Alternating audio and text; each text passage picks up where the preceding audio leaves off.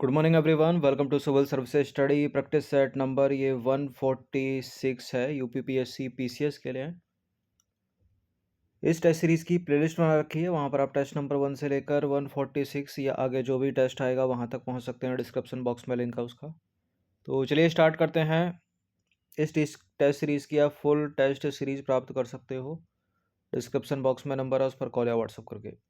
साथ ही साथ UPPSC RO ARO की भी टेस्ट सीरीज चल रही है, उसकी भी प्रैक्टिस करते रहिएगा।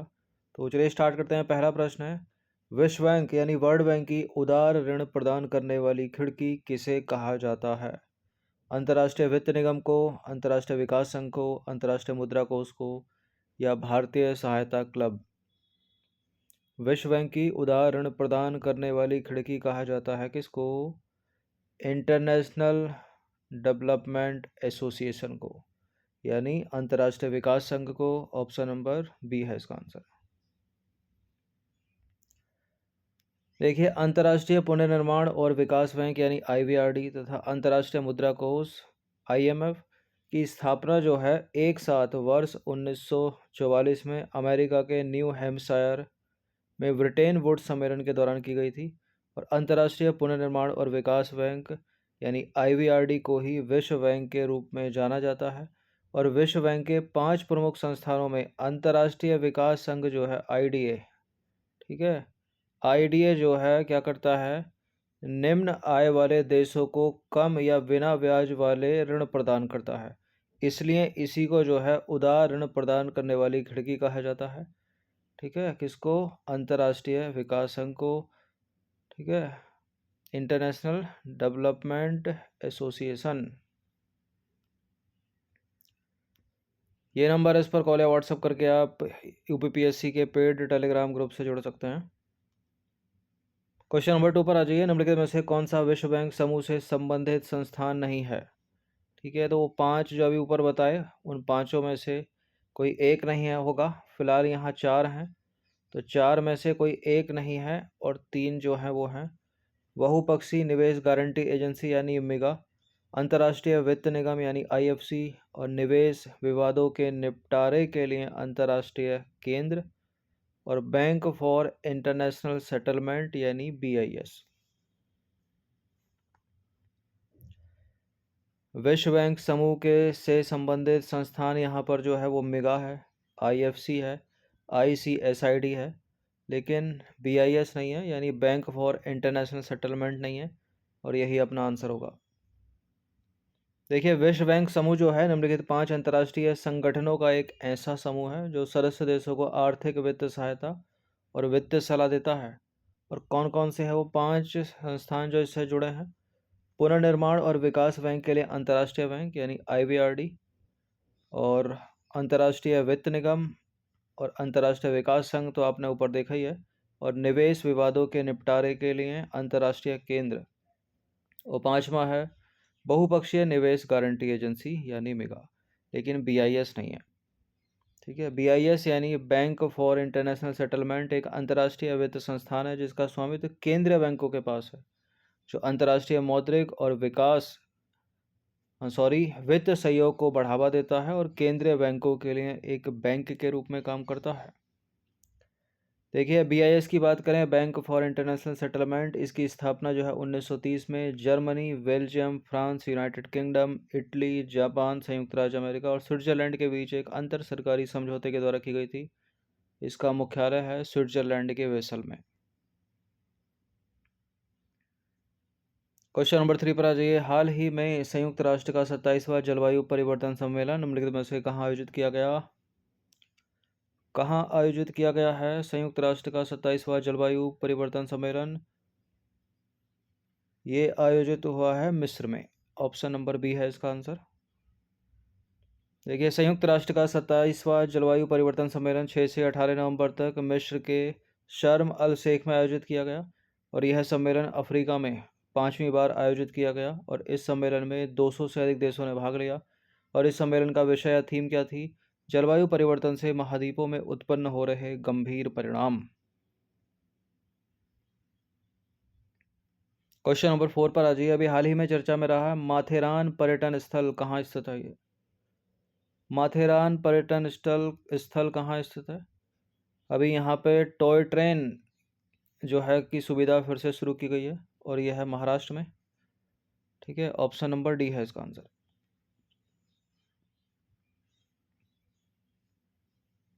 तो माथेरान एक पर्यटन स्थल है जो यूनेस्को की सूची में शामिल है और यह महाराष्ट्र में स्थित है। क्यों है ये चर्चा में? देखिए, महाराष्ट्र के मावल क्षेत्र में ठंड के मौसम में पर्यटन स्थल नेरल माथेरान के बीच चलने वाली नेरल माथेरान टॉय ट्रेन एक छोटी ट्रेन होती है, जैसे कालका टू शिमला एक टॉय ट्रेन जाती है, छोटी पटरी की ट्रेन होती है। ठीक है, और यूनेस्को की वर्ल्ड हेरिटेज में शामिल है कालका शिमला, जो कि दुर्घटना होने के कारण जो है बंद कर दी गई थी, लेकिन हाल ही में इसको फिर से शुरू किया गया है, नेरल माथेरान टॉय ट्रेन को। तो ये माथेरान जो पर्यटन स्थल है ये यूनेस्को की साइट में है और महाराष्ट्र में स्थित है। क्वेश्चन नंबर 5 पर आ जाइए। वर्ल्ड ज्योग्राफी का सवाल है ये। माउंट ब्लांक किस किस पर्वत की सबसे ऊंची चोटी है? बताइए किस पर्वत की है? माउंट आबू की तो नहीं है, माउंट आबू की तो राजस्थान का गुरु शिखर है, तो हो नहीं सकता। Andes, Rockies, Alps, Mont Blanc यह है आल्प्स माउंटेन की सबसे ऊंची चोटी। तो माउंट ब्लांक जो है आल्प्स पर्वत की सबसे ऊंची चोटी है, और जो फ्रांस है, इटली है, स्विट्जरलैंड है, जर्मनी है, Austria, Slovenia, Croatia, Bosnia Herzegovina, Montenegro, Albania, ये सारे के सारे देश जो हैं आल्प्स पर्वत का हिस्सा हैं। ठीक है, उसी पर्वत से हैं, मतलब उसी की रेंज जहाँ तक फैली है। क्वेश्चन नंबर 6 पर आ जाइए। भारत में विनिमय दर किस व्यवस्था के तहत संचालित होती है? आईएमएफ की नियत मुद्रा व्यवस्था के तहत, यानी fixed currency arrangement of IMF, British pound sterling के तहत, उत्प्लवित मुद्रा व्यवस्था यानी फ्लोटिंग करेंसी सिस्टम, और मुद्राओं की पैगिंग यानी पैगिंग ऑफ करेंसीज। बताइए, under which system is the exchange rate govern in India? Bharat में विनिमय दर किस व्यवस्था के तहत संचालित होती है? तो इसका आंसर है सी, उत्प्लावित मुद्रा व्यवस्था यानी फ्लोटिंग करेंसी सिस्टम। देखिए, वर्ष 1992 से 1993 में भारत द्वारा उत्प्लावित मुद्रा व्यवस्था को अपनाया गया, जो द्वैध विनिमय दर पर आधारित है। इसमें किसी विदेशी मुद्रा की तुलना में भारतीय रुपये की एक आधिकारिक दर होती है तथा दूसरी दर बाजार द्वारा निर्धारित होती है। भारतीय रुपये की बाजार निर्धारित दर ही आधिकारिक दर को दिशा देती है।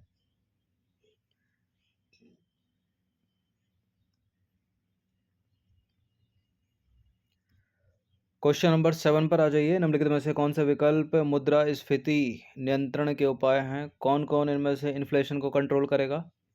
भंडारण, वितरण एवं परिवहन की बेहतर व्यवस्था कर दो, जमाखोरी पर नियंत्रण लगा दो, बैंक दर और रेपो दर यानी बैंक रेट और रेपो रेट में वृद्धि कर दो, आयात शुल्क एवं उत्पाद शुल्क बढ़ा दो। इनमें से क्या क्या किया जाए कि इन्फ्लेशन कंट्रोल हो जाए? इन्फ्लेशन यानी मार्केट में पैसा अधिक है, तो उसको कम करने के लिए बैंक रेट और रेपो रेट में वृद्धि कर दो, बिल्कुल करेक्ट है ये। जमाखोरी पर नियंत्रण लगा दो, ये भी सही है। भंडारण, वितरण एवं परिवहन की बेहतर व्यवस्था होनी चाहिए, बिल्कुल। आयात शुल्क एवं उत्पाद शुल्क में कमी करनी होगी, वृद्धि नहीं। ठीक है, तो गलत है डी वाला स्टेटमेंट। और इकोनॉमिक्स का बड़ा ही महत्वपूर्ण प्रश्न है ये, न केवल स्टेट पीसीएस बल्कि यूपीएससी सिविल सेवा तक इम्पोर्टेंट है। तो चार चार चौथा वाला स्टेटमेंट जहाँ है उसको हटा दीजिए, इसका आंसर हो जाएगा केवल 1, 2 और 3। देखिए, भंडारण, वितरण एवं परिवहन की बेहतर व्यवस्था तथा जमाखोरी पर नियंत्रण मुद्रास्फीति नियंत्रण के आपूर्ति पक्ष संबंधी उपाय हैं। बैंक दर और रेपो दर में वृद्धि करना इन्फ्लेशन को कंट्रोल करता है, यानी मुद्रास्फीति को नियंत्रित करता है। जबकि देखें, आयात शुल्क एवं उत्पाद शुल्क में कमी लाकर मुद्रास्फीति को नियंत्रित किया जा सकता है, न कि वृद्धि से। तो चौथा वाला स्टेटमेंट जो है वो सही नहीं है। ठीक है, और यह लागत पक्ष संबंधी उपाय है। क्वेश्चन नंबर 8 पर आ जाइए। निम्नलिखित में से किस शासनकाल को दक्षिण भारतीय कला का स्वर्णिम युग कहा जाता है? हिस्ट्री का सवाल है ये। किसको कहा जाता है? चालुक्य शासनकाल, पल्लव शासनकाल, चेदी शासनकाल या चोल शासनकाल? इसका आंसर है चोल शासनकाल, ऑप्शन नंबर डी। देखिए, चोल शासनकाल को दक्षिण भारतीय कला का स्वर्णिम युग कहा जाता है, और कलाविद फर्ग्यूसन का कथन है कि एक चोल कलाकारों ने दैत्यों के समान कल्पना की और जौहरियों के समान उसे पूरा किया। ठीक है, ये एक कथन है इनका। और द्रविड़ वास्तुकला का जो आरंभ पल्लव काल में हुआ था, उसका चरमोत्कर्ष जो है वो चोल काल में हुआ। तो फिलहाल डी विकल्प यहाँ करेक्ट है, चोल काल। अब आ जाइए क्वेश्चन नंबर 9 पर। हिस्ट्री ही चलेगी अब 20 प्रश्न तक। काव्य मीमांसा, कर्पूर मंजरी, बाल रामायण और भुवन कोश ग्रंथों के रचयिता कौन है? कर्पूर मंजरी बड़ी फेमस रचना है, एग्जाम में पूछते हैं इसको। और काव्य मीमांसा, बाल रामायण, भुवन कोश, ये राजशेखर, ठीक है, राजशेखर की रचना है सारी की सारी। राजशेखर, जयदेव कहाँ से हो गया, राजशेखर। कर्पूर मंजरी, काव्य मीमांसा, बाल रामायण, भुवन कोश ग्रंथों के रचयिता जो हैं वो राजशेखर हैं।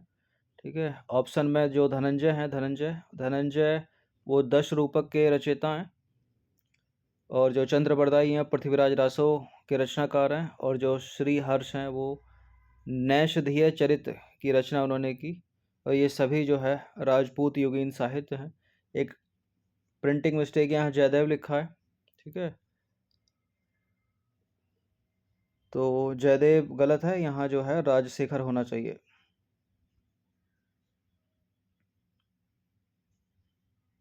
क्वेश्चन नंबर 10 पर आ जाइए। भारत में वित्त आयोग के गठन संविधान के किस अनुच्छेद के अंतर्गत किया जाता है?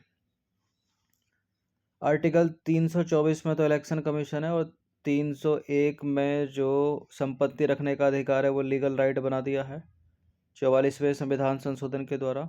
अनुच्छेद 280 में है वित्त आयोग। 360 में है फाइनेंस इमरजेंसी यानी वित्तीय आपातकाल। और 352 में है राष्ट्रीय आपातकाल। और 356 में है प्रेसिडेंट रूल यानी राष्ट्रपति शासन। तो संविधान के अनुच्छेद 280 के अंतर्गत यह प्रावधान किया गया है कि संविधान के प्रारंभ से 2 वर्ष के भीतर और उसके बाद प्रत्येक 5 वर्ष की समाप्ति पर या पहले उस समय पर जिसे राष्ट्रपति द्वारा आवश्यक समझा जाता है, एक वित्त आयोग का गठन किया जाएगा। क्वेश्चन नंबर 11 पर आ जाइए। निम्नलिखित में से कौन सा या से सही सम्मिलित है? यह रचना, यह रचनाकार सीयूकी, हुएनसांग, फुकोकी, फाहियान। करेक्ट है दोनों या इंटरचेंज करें?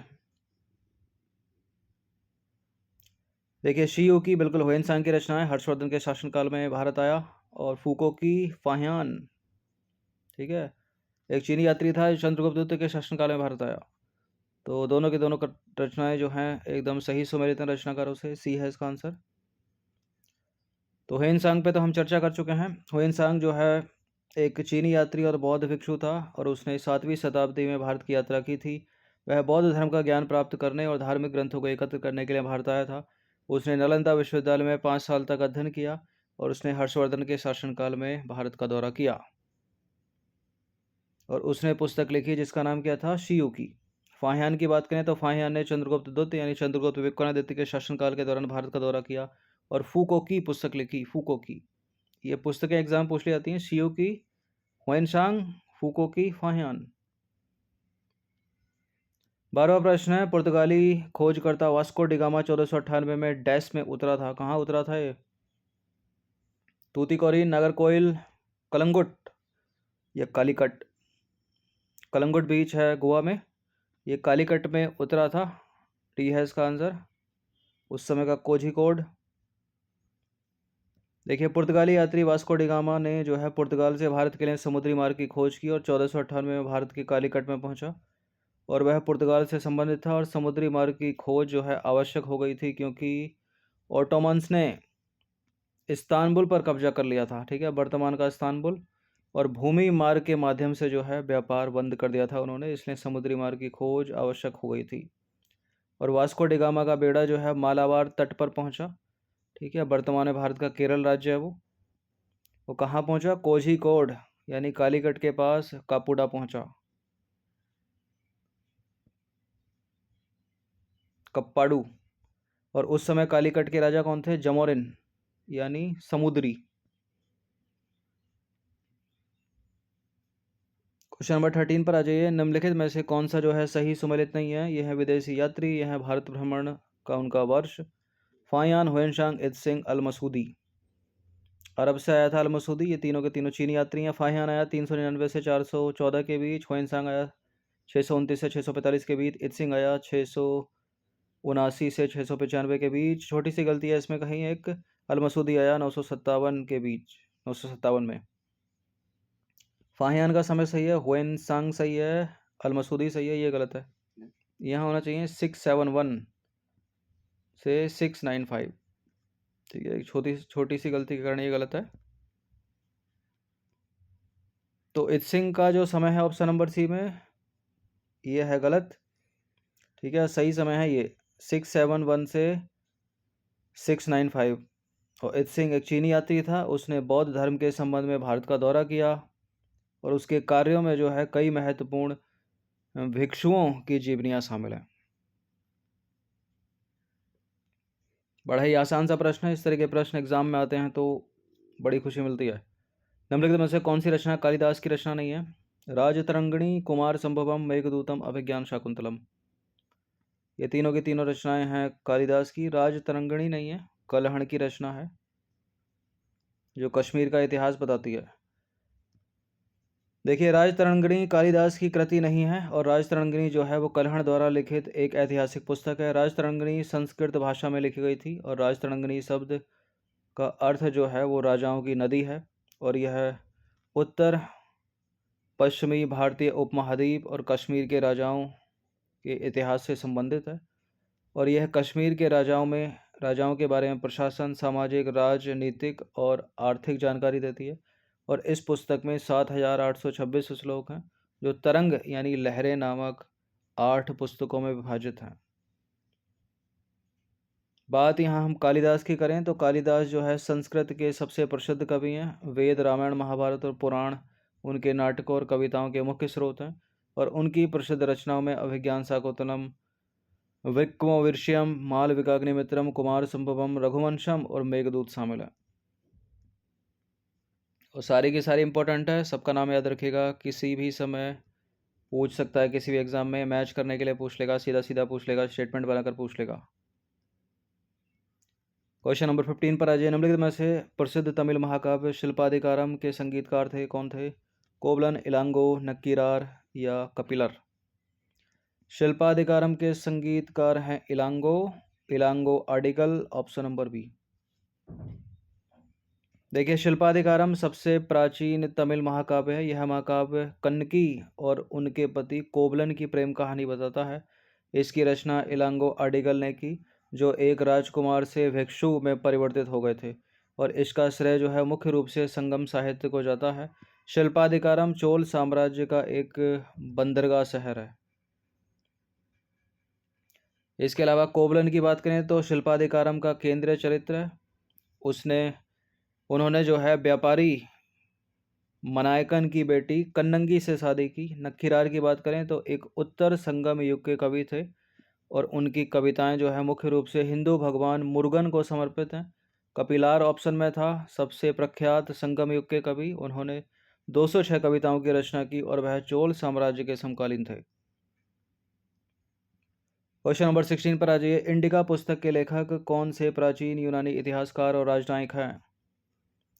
इंडिका है, मेगास्थनीज की इंडिका है, डी है इसका आंसर। देखिए, मेगास्थनीज जो है हेलेनिस्टिक काल में एक प्राचीन यूनानी इतिहासकार, राजनयिक और भारतीय निवंश विज्ञानी खोजकर्ता थे। निवंश विज्ञानी, ठीक है, नृवंश विज्ञानी और खोजकर्ता। उन्होंने अपनी पुस्तक इंडिका में भारत का वर्णन किया है और यह पुस्तक मौर्यकालीन भारत के बारे में जानकारी देती है और यह पुस्तक हमें भारत की समृद्ध संस्कृति और अर्थव्यवस्था को दिखाती है और यह हमें प्राचीन भारतीय लोगों के प्रशासन, विविध संस्कृति और दर्शन को समझने में भी मदद करती है। क्वेश्चन नंबर 17 पर आ जाइए। थेरी गाथा एक बौद्ध ग्रंथ है जो डैश का हिस्सा है, जो भिक्षुओं द्वारा रचित छंदों का एक संग्रह है। बताइए किससे संबंधित है, ये किसका हिस्सा है? विनय पिटक का है क्या या सुत्त पिटक का है? यह है सुत्त पिटक, option number D. Theri Gatha सुत्त पिटक में जो है लघु पुस्तकों का संग्रह है। थेरी गाथा महिलाओं के आध्यात्मिक अनुभवों को दर्शाने वाला सबसे पुराना मौजूदा पाठ है और थेरी गाथा बौद्ध भिक्षुओं द्वारा 300 वर्षों की अवधि में लिखी गई 73 कविताओं का संग्रह है। सुत्त पिटक के बारे में देखें थोड़ा सा, तो सुत्त पिटक में बुद्ध की शिक्षाओं को मुख्य रूप से ऐतिहासिक समायोजन में दिए गए उपदेशों के रूप में दर्ज किया गया है। और इसमें जो है धम्म पद भी शामिल है। और धम्म पद का अर्थ क्या है? सत्य का मार्ग या छंद। क्वेश्चन नंबर 18 पर आ जाइए। कालीबंगा जो एक ऐतिहासिक स्थान है वह राजस्थान के किस जिले में स्थित है? थोड़ा डीप हो गया, राजस्थान पीसीएस के लिए ज़्यादा इंपॉर्टेंट है। लेकिन कालीबंगा जो एक बड़ा ही महत्वपूर्ण ऐतिहासिक जो सिंधु घाटी स्थल है, वो अगर थोड़ा डीप जाके अदर स्टेट में ही पूछ ले तो कहाँ पर है ये है हनुमानगढ़ में। ठीक है, राजस्थान के हनुमानगढ़ डिस्ट्रिक्ट में। देखिए, कालीबंगा राजस्थान के हनुमानगढ़ डिस्ट्रिक्ट में सूरतगढ़ से हनुमानगढ़ के बीच पालीबंगा में स्थित है। और ये सिंधु घाटी सभ्यता का एक प्राचीन स्थल है। और कालीबंगा कम से कम 450 से 600 वर्ष पहले जो है विकसित हुआ। और इस स्थल से पूर्व हड़प्पा और उत्तर हड़प्पा के अवशेष प्राप्त हुए हैं। और इसमें दो संस्कृतियों के बीच के परिवर्तन काल को देखा जा सकता है। तो ये कालीबंगा हो गया, ठीक है, हड़प्पा, मोहनजोदड़ो, सुदकोदता, लोथल, ये सब सिंधु घाटी सभ्यता के स्थल हैं जो भारत के अलग अलग राज्यों में स्थित हैं। उनसे प्रश्न भी बनते रहते हैं। क्वेश्चन नंबर 9 पर आ जाइए। सिंधु घाटी सभ्यता के बारे में ही अगला सवाल है और कौन सा जो है वो गलत है? कौन सा स्टेटमेंट असत्य है सिंधु घाटी सभ्यता के बारे में? यानी इंडस वैली सिविलाइजेशन। सिंधु घाटी की सभ्यता कांस्य युगीन सभ्यता थी। कांस्य युगीन थी, लोह युगीन थी। हड़प्पा सभ्यता की सबसे विशिष्ट विशेषता इसका शहरीकरण था। शहरीकरण या ग्रामीणीकरण। सिंधु घाटी सभ्यता में भेड़ और बकरी, कुत्ते, कुबड़ वाले मवेशी, भैंस और हाथियों को पालतू बनाया गया था। और सिंधु घाटी जो स्थल है, हड़प्पा का दौरा पहली बार 1826 में दयाराम साहनी ने किया था। इसमें एक स्टेटमेंट जो है वो पक्का इनकरेक्ट है, 3 यहाँ करेक्ट हैं, लेकिन इसको हमें ढूंढना है। देखिए, बिल्कुल सिंधु घाटी सभ्यता कांस्य युगीन सभ्यता थी, यहीं लौह युगीन होता तो गलत हो जाता। तो ये करेक्ट है। और सिंधु घाटी सभ्यता या हड़प्पा सभ्यता की सबसे जो विशिष्ट विशेषता है उसका शहरीकरण था। ठीक है, सड़कें समकोण पर काटती थी और पानी निकासी की बेहतर नाली व्यवस्था थी। और सिंधु घाटी सभ्यता में भेड़, बकरी, कुत्ते, कुबड़ वाले मवेशी और हाथियों को पालतू बनाया जाता था। करेक्ट है, ये डी वाला गलत है। सिंधु घाटी सभ्यता का के स्थल हड़प्पा का पहली बार दौरा दयाराम साहनी ने नहीं किया था। ठीक है, इन्होंने तो खोज की थी, यहाँ दौरा करने की बात हो रही है। तो सिंधु घाटी सभ्यता का जो स्थल है हड़प्पा का पहली बार दौरा किसने किया था? 1826 में किया था। डेट सही है वो, लेकिन चार्ल्स मैसन ने किया था पहली बार दौरा, इसलिए गलत है लास्ट वाला स्टेटमेंट। बाकी 1921 में दयाराम साहनी के द्वारा हड़प्पा की खोज की गई। ठीक है, दयाराम साहनी के द्वारा की गई, ना कि ठीक है वो, ठीक है, पहली बार दौरा चार्ल्स मैसन ने किया और खोज अगर पूछ लेता तो दयाराम साहनी। तत्पश्चात भारतीय पुरातत्व सर्वेक्षण ने यानी आर्कोलॉजिकल सर्वे ऑफ इंडिया के महानिदेशक जॉन मार्शल ने इसकी घोषणा की कि सिंधु घाटी क्षेत्र में लगभग 2500 वर्ष पूर्व एक शहरी सभ्यता मौजूद थी। तो खोज किसने की है? दयाराम साहनी 1921।